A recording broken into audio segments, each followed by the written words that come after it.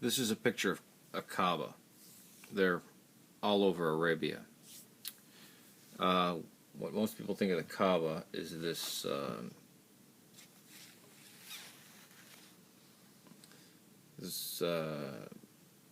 little square building covered in a black sheet. Except we got some problems here.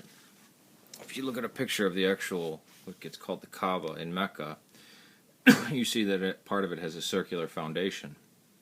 In fact, it never was a Kaaba. After the time that Muhammad supposedly existed, in 683, it was burned. A piece of stone burned to the ground. It's kind of odd. Then, in 693, it was razed to the ground and rebuilt in its original fashion, in the cube fashion, whatever that means. Then in 930, a group of Ismaili Shia Muslims called Karamatans destroyed the Kaaba completely and stole the black stone, desecrated the well of Zamzam by killing all the pilgrims and throwing their bodies down there. They smashed the black stone and used it as a toilet for over 20 years. They finally returned it in 952. But here's the kicker. In 1629, a massive flood hit Mecca. And the Kaaba was rebuilt with brand new quarried granite stone.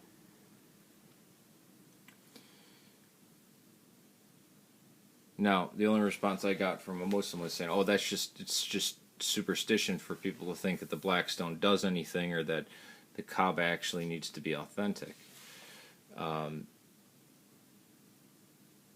But that would that irritated me when I first found out about that in 1629, there's not a single piece of the original Kaaba. I mean, it's not a Kaaba. It's clearly made out of granite. It's only a few hundred years old. This is actually what a Kaaba is. It's actually a cube of living rock.